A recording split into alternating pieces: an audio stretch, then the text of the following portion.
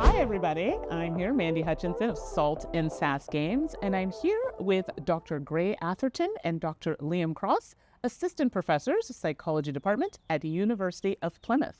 Welcome. Thanks for joining today. Thanks for having us. Yes, I'm very excited. This is a topic for me that's near and dear to my heart, but I'm always happy to learn more. So can you let us know, what are we going to be talking about today? What is your point of research? So we're going to be talking about some research that we've been doing over the past, 4 or 5 years, looking at kind of the overlap between autism and board gaming. Amazing. So for a lot of you, you're thinking, oh, maybe this is not something I can connect with. But maybe it is. Maybe there are people that come to your store and, they're looking for something to interject in their lives with people who are affected, with different decisions and things that they have with people in their lives that have autism. So very excited to hear what you're going to tell us about today. So overall, what is the basis of the research that you're doing? I would say that overall, the basis of our work is that board games provide a really valuable hobby for many autistic people. And there are a lot of autistic strengths that really intersect with having a passion and even a kind of an increased sort of proficiency at playing board games. Okay. All right. And is this something, do you feel that a lot of people could benefit from knowing more about this in their life? Yeah, definitely. I think, so we've talked to a lot of autistic people about kind of their overlap with this hobby now. And yeah, people get a lot of different things from it. Yeah. So some of the key things I think are that it offers kind of a nicer space for socializing that's kind of more in tune with autistic ways of being. A lot of people talk about things like the structure that's inherent to board games and how that kind of comes into all of the social stuff that happens around it and how that's, kind of really good for autistic people. Right, exactly. And I know I too am part of the neurospicy crew. Yay. So neurodiverse, for those who are, used to the other terminology, I like to be neurospicy. So this is something that I'm interested in. I don't have autism, but I definitely have friends who are, or people in the community that I'd love to learn a little bit more. So I think this is something that we can all benefit from. So let's jump right into some of the things that you've been working on. So you've surveyed over 1,600 board gamers. This is quite extensive, finding a significant percentage of neurodiverse individuals among them. What do these findings suggest about the accessibility and appeal of board games to autistic individuals?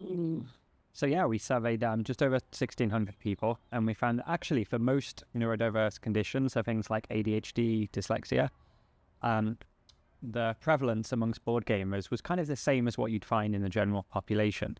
But autism was the one that really stuck out. So we found, I think it was about 6% of our sample had a clinical diagnosis of autism, but a much bigger percent showed kind of high autistic traits within clinical ranges. Whereas, for most of the stuff, it was kind of about what you'd expect to find. Yeah. So what it definitely suggests is that there's something about the medium of board games that is particularly appealing to autistic people. They try a game maybe in childhood and it clicks. And they continue that hobby into adulthood. And it, for a lot of, as we'll maybe talk about some of the qualitative work we did, it becomes a huge part of their social life. Right.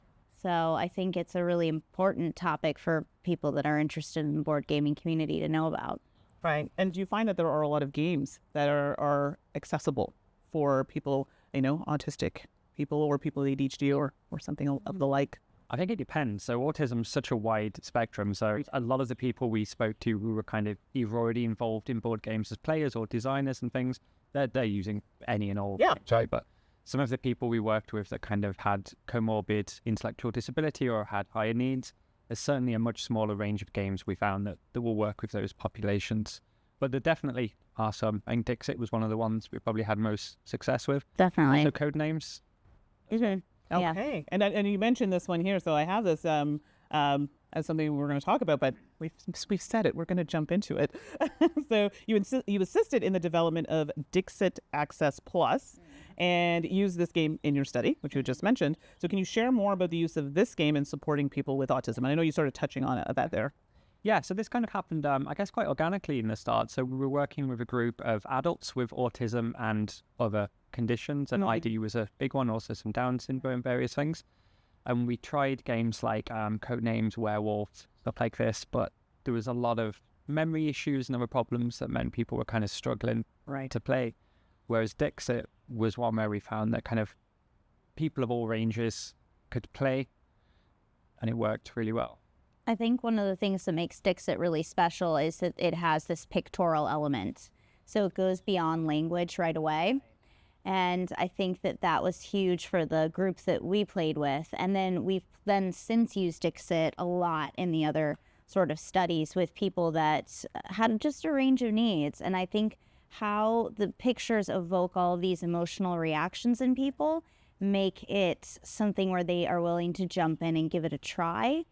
And it's a really special game that way. Okay, this is great. And Dixit already has existed, but this is something that, it's funny, it's always something that I know when I was teaching, it was one that I found was great across the board, but then it was kind of unifying all the different students together based on pictures. I don't know, maybe it's an emotion thing. I don't know if that's something that happens a lot with people who are, autistic.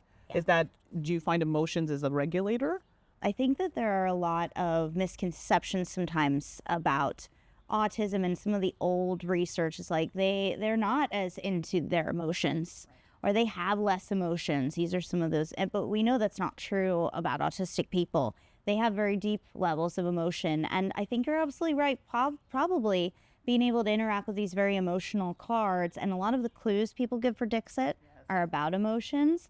I think maybe it's a very safe space for autistic people to then get into that kind of work and topic. And we definitely saw that. Yeah, for sure. We tried looking at that a little bit as well. Oh, okay, didn't we? So interesting. using Dixit as kind of almost like a therapeutic tool to talk about hard to talk about things with children, like emotion or bullying or grief. Right. And these things using the Dixit cards. And we found that, I don't know, they kind of help children, I guess, kind of open up in ways that words couldn't.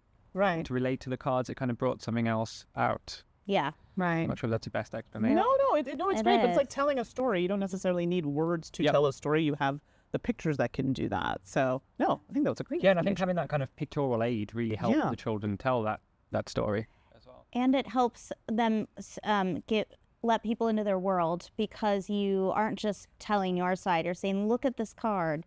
This is how I'm going to explain my clue, or what I meant where I'm coming from.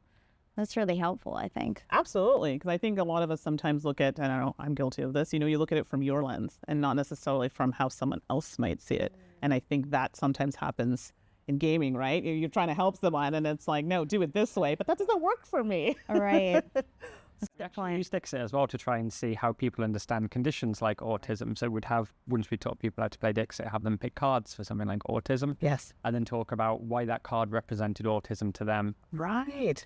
Yeah, we found some really interesting stuff from that. Yeah, it started with, I saw a picture of a card that was sort of like a puzzle piece. Okay. And I said, okay, my clue is autism. And then everyone, we were playing with an all autistic group, had their cards, and we were just like, let's go around and share where people are coming from with this. Right. I think that's wonderful. I mean, you Yeah. all find that common thing they can do, whether it's through the pictures, through words. And I think that's great. And everybody feels involved, which is really nice. I love that. That's amazing. So I probably jumped ahead, but this might be kind of important. Would you be comfortable in giving almost like a definition or a bit more about what is autism? Because I think we were having a conversation before this, and I was asking, there are different types, and you were explaining to me that things have slightly changed how that's defined. Um, Con, you're the expert. no, you are too. So autism is a neurodevelopmental condition, which means that we often understand autism as some differences in brains, or differences maybe in the way that there's kind of connections that are made in the brain. And it's also developmental because we diagnose autism as early as 2, but it's something people are born with. Okay. So it has a number of different kind of traits. And one of the things that kind of stands out about autism is that there's so much diversity. So we call it a spectrum because there's a saying that once you meet one autistic person, you just meet one autistic person. Right. Everyone is very unique. And that's also where we get the idea of neurodiversity, which covers lots of different developmental conditions. But it's sort of that people that are neurodiverse do things a little bit differently. Absolutely. Yeah. But we know that there's a lot of strengths in these conditions as well. And I think that's what our work really tries to tap into, is a strengths-based approach. Don't change who you are, become the best version of who you are. Yes. Yeah. I wish we had that growing up, because that's not Me too. always, you know what I mean? You're struggling trying to work the things you're not so good at. But hey, if you're good at something, why wouldn't you just want to be better? Yes. Right? I love that approach. I'm sorry, is there anything else you wanted to add, or did that cover all the points? Yeah, no, I don't think so. Yeah, I think that covers it. I guess one thing that's particularly kind of interesting, I think, in terms of autism and board games is, so as Gray was saying, there was kind of autistic myths that have been changing recently. And one is around theory of mind and perspective taking. And the way autistic people are thought to kind of not do this as well, or not be as interested in thinking about what another person's thinking. Right. But if we look at kind of what board games involve, like that's essentially what they're about, right? Like we're all agreeing to sit around a table together, do something together. And what you're doing inherently involves you thinking about what your opponent's doing. Are they bluffing you? Why are they doing that? So I think, it kind of shatters some of those illusions a little bit as well. Exactly. No, and this is great. And this is why these are really important for us to have these types of talks and interviews. So coming back to Dixit Access Plus and the work you were doing with that, how might some of the work you're doing shape future therapeutic interventions, board games, and autism? So one thing we've had quite a bit of success with is what I was talking about earlier, where we're using Dixit as this kind of therapeutic intervention to both understand how people conceptualize something like autism and how that might differ across groups, say autistic and non-autistic people, and also as a kind of therapeutic intervention to look at how children can kind of discuss difficult to talk about topics, and why gamification can be so useful for that. Absolutely. And are these things that people can use in a classroom setting, in life setting, all of the settings? Is this something transcends all of that? Absolutely. Yeah, so we had a grad student doing this in a few schools in the UK during what's a dedicated lesson time. It's called IPE. It's like interpersonal, emotional development. So that's that's part of the British kind of general curriculum. Okay. So every school across the country will have some kind of IP lesson. And we used that time in a number of different schools kind of local to us to do Dixit therapeutic stuff in smaller groups. Yep. Right. And yeah, it seemed to work a lot better than a lot of the stuff that's normally done, which is kind of, I guess, a bit more mundane, like emotional word searches and things like that. It kind of opened up some nice areas. I think one thing that we find is that games are an icebreaker. If people are able to relax, learn about each other through a game, then they maybe feel more comfortable after the game to talk about deeper things, because they feel like people understand who they are. And I think that can be applied for any game, really, to use that as an icebreaker with maybe younger people, but I think adults too, in a therapeutic session. And it's almost like the games in themselves are doing that kind of naturally and emergently anyway, without there having to be kind of an intervention developed and tacked on. Yeah. They're already doing this. Yeah. No, that's really, and do you find that 100% as someone who works in education, games were always the icebreaker for all the different groups. I thought it was really great. Do you find that sometimes the people that are also playing with potentially people who are autistic can affect their enjoyment or how they're taking in the actual game itself? Like those outside factors. Right. So other people. Do you mean like when like a neurotypical person is playing with with an autistic person? That's a really good question. So that's something we're definitely interested in. That's what we want to do next. That's the next. Okay, I'm jumping ahead. I'm sorry. No, I got excited. No, like next in our as a project. Oh, okay. Yeah. We think so. A lot of what we've done with kind of the project so far is autistic and autistic people together. Right. So kind of everyone around the table is neurodivergent. But there is this sort of area of research that's really exciting it's called double empathy.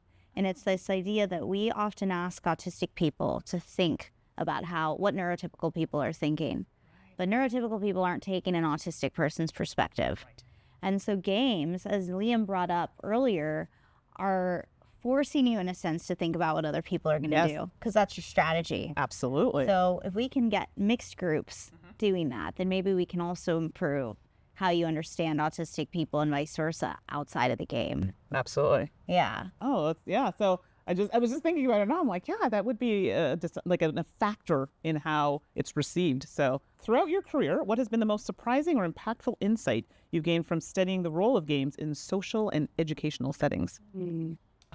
I think for me, it was, we spent a year working with a school for children with autism and other conditions. And this was kind of like almost like a last chance saloon kind of a school where they'd been through lots of different different SEN schools. Okay. And the change that we saw in some of the children, like from the beginning of the year till the end of the year, there was one child in particular who would start of the year, wouldn't kind of interact with the other children at all, would always do separate things. And coming up to the end of the year-long program was actually starting to come in, at first kind of sit on the periphery of the game and asking questions about it, and then by the end actually playing and doing it, which was really cool to see. Right. And did you have any? So mine was also from that time period, but it was with the adults that we worked with that had very high needs. Some people were non-speaking. And when we first got there, I thought, I don't know if this is going to work. Because we would try and play the game, for instance, Dixit, and they wouldn't remember which card they had put down or these types of things. And I kind of was a little panicked. And but we had faith that it would progress. And we had a graduate student that was running it. And by the time we came back, it was like a different group of people. And they were all playing independently. Everyone remembered all their cards. Everyone was winning in different ways. And it really taught me that you cannot judge. And also, games are transformative. Right. So I'll always remember that, to be honest. Yeah. I remember one of the staff members actually saying that like the staff themselves at the place learned a lot from it because they kind of got used to just over functioning for people. And Right. It's easier to just do it for them. And they'd learn how much these guys were capable of themselves by watching them do this. Just learning by doing that. And do you find the different ages made a difference with the approach to games, like an adult versus children? Yeah.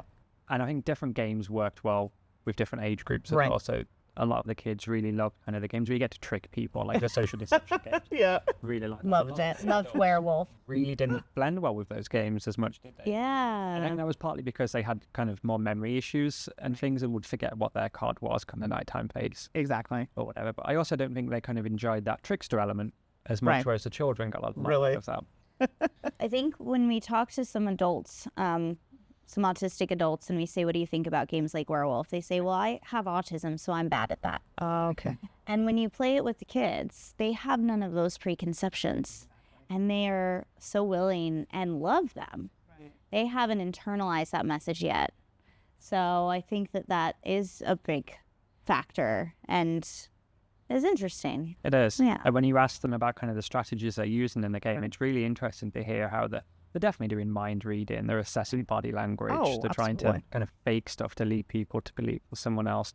They're doing all of that kind of high level theory of mind stuff that they're often thought not to be able to do. Exactly. And this is why in the classroom, when we're using games in the classroom, we are looking at some of these types of things that games are, and I don't say testing, that's not really the word, but some of the building things. Yeah. See, that's why they're the experts. But yes, building, exactly. Yeah. So these are things that you can actually see. Yeah. You know, so I think that's wonderful. And the age difference, I could definitely see that point you're making about, older generation or, adults, they were told that's not something you can do. Yeah. And children have that, almost innocence or purity of like, I haven't been told that yet or socialized that way. So that's a really important point in my opinion. They got really good at it as well, didn't they? With them, they repeat us most of the time. So good, right? Yeah.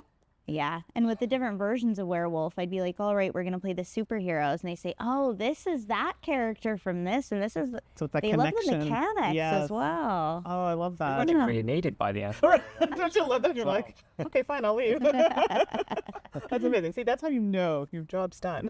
Yes. Amazing. Thank you for sharing that. So now taking a look at how do you envision the future of board gaming in educational and therapeutic contexts, especially for supporting neurodiverse populations? So I think one thing I've kind of realized or learned doing this is we spoke to a lot of different people who were all kind of doing this in their own classrooms. There's a lot of people trying the same stuff, but there's no kind of, I guess, standardized framework or manualization for pulling best practice that people are doing. So I think that's probably really what needs to happen now, that all of the people who are already doing all of this great stuff can somehow get together and figure out what bits are working and how to kind of do it best everywhere. Because at the moment, it's just kind of, if you have a teacher that happens to be a board gamer, they're probably trying it in class. Your teachers a musician or something else, they're not doing that. Right. So yeah, I'd say that like standardization is what's needed next. Right. And do you feel that there is enough attention toward that? Like that could happen sooner, or is this going to be more of a slow progression? Not really sure. Yeah, this is more of an opinion, I guess, more than an actual fact. I don't see it happening organically on its own anytime soon, unless someone can find a way to do it. Yeah, of course. Yeah. I think also, at least always my experience in school, was that board games were sort of, okay, classes ended early, you can play a board game. It's a time, it takes up time. Right. But now, I think there is a more research, at least there's more awareness that games should maybe be the main course. Absolutely. As well. And Liam's absolutely right. If you have a teacher that already is plugged into that, they'll be doing that. But maybe we need to include informal training. We need to get the research out so people know there's evidence, it's evidence-based. Right, exactly. And maybe people can try and learn about board games that aren't naturally involved in the community for their classes. It's selling it to those teachers who aren't already don't see the benefit in it, because we kind of came up against that ourselves, didn't we? Some of the teachers thinking like, oh, this is just a fun activity, it's game, it's not class, so they're not learning it. And that's the mentality you have to get away from. I find for some people, school can be informative and fun. You know what I mean? It's like that's it. You're learning, you're having fun. I mean, I thought that's what we want for everybody. So I'm on the bandwagon with you if this happens, but I think you're right. It's going to take some time for that to become a standard of practice. I think some exposure as well. The more people see it working, like the more less resistance there'll be. And I think it also goes with the trend in education of us realizing that it's not just about learning kind of your for the test. Yeah. Yeah, no, exactly. We need to be teaching children to be good sports. We need to be teaching them to be good peers. We need to be teaching them to be patient and to pay attention to what other people are doing. And that's the social development that's missing a lot. And teachers that could use games to naturally build those things. Yeah, absolutely. I wish I had that. When I was younger, I didn't like to speak publicly at all. Nevertheless, talk to other people. And that definitely would have been something I think that would have brought me closer, to other people. So here's hoping that becomes a staple in classrooms at some point. Yeah. So considering your research, what advice would you give to game designers looking to make their games more inclusive for autistic players? I know we touched a little bit on this, but delve into it a little bit more. So I guess firstly, they already are, right? Like autistic people are really overrepresented in this hobby, suggests they're already getting a lot out of it. Secondly, I think autistic people are so different. What works for one part of the spectrum isn't necessarily going to work for the other. In the data set as well, we've made this data set completely open access and available to anyone. Fantastic. So board game designers were interested in, say, looking at what themes work for autistic women or what mechanics work for younger autistic boys or whatever. Right. They can go into the data set and sort the data by the parts of the population they're interested in to see what kind of stuff works for them. What they like. Yeah.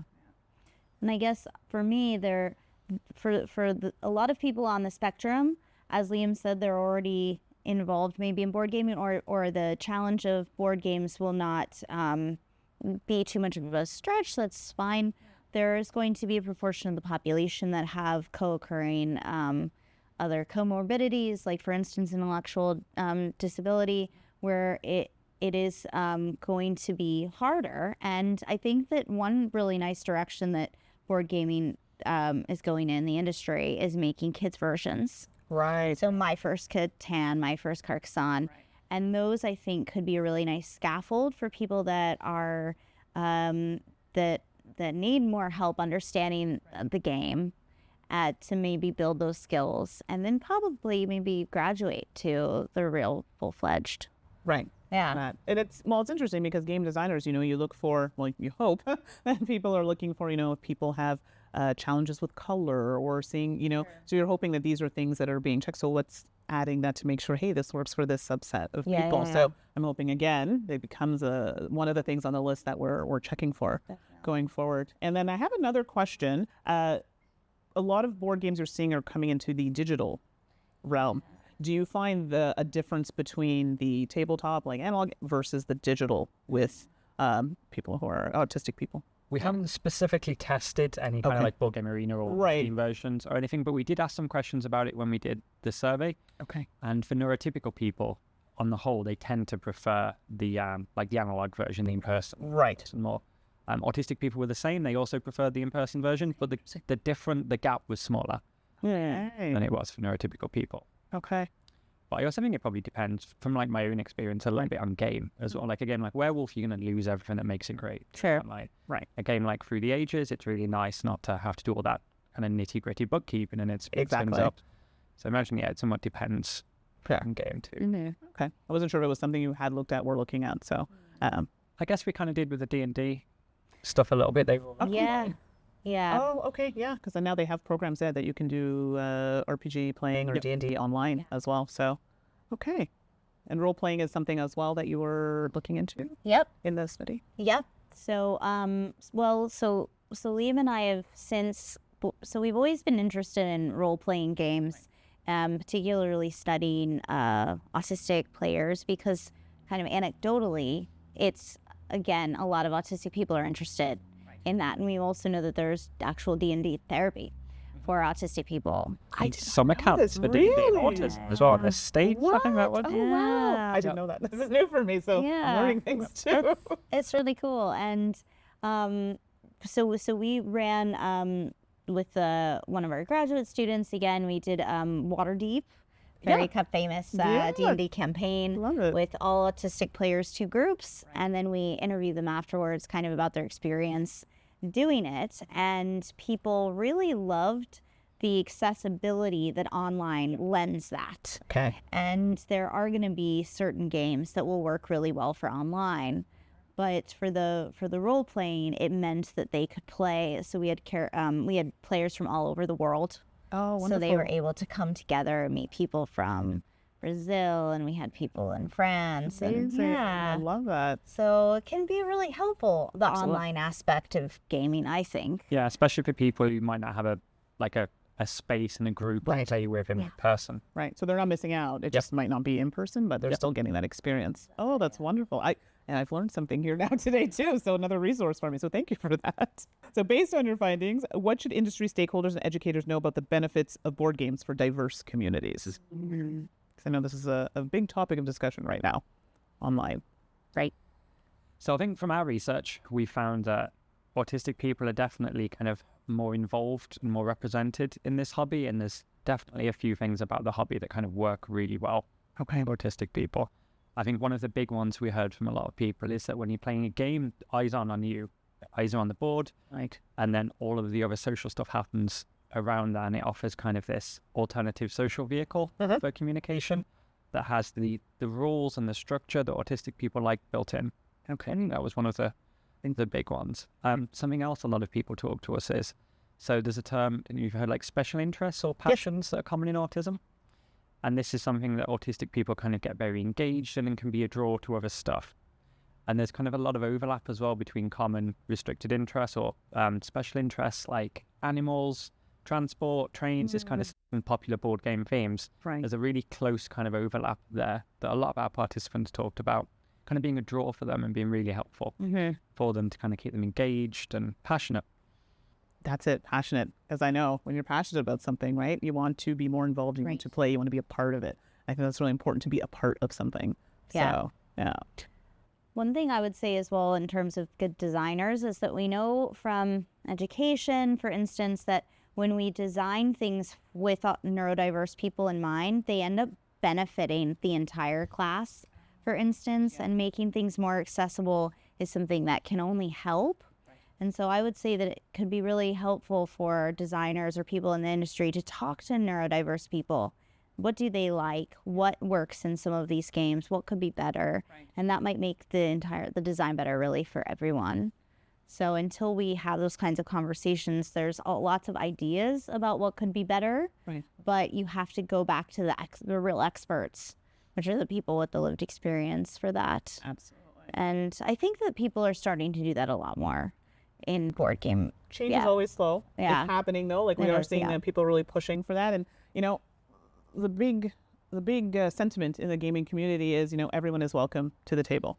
Absolutely. That's it. So because if that's what we're projecting, then we do actually truly need to make sure that everyone is welcome, and that means making it more inclusive, what you were talking about. Yeah. So, Well, thank you so much for taking time to chat with me today about your research. I'm learning a lot, and I think everybody else is too. We really appreciate having you here. Is there anything else that you'd like to add that maybe we didn't talk about, or have we covered all the points today? Don't look at me. I don't think there's anything No, I think that was great. It was thorough. Look at us. We did a thing. So thank you so much, and we hope to hear more from you. Oh, thanks, Andy. Thank you.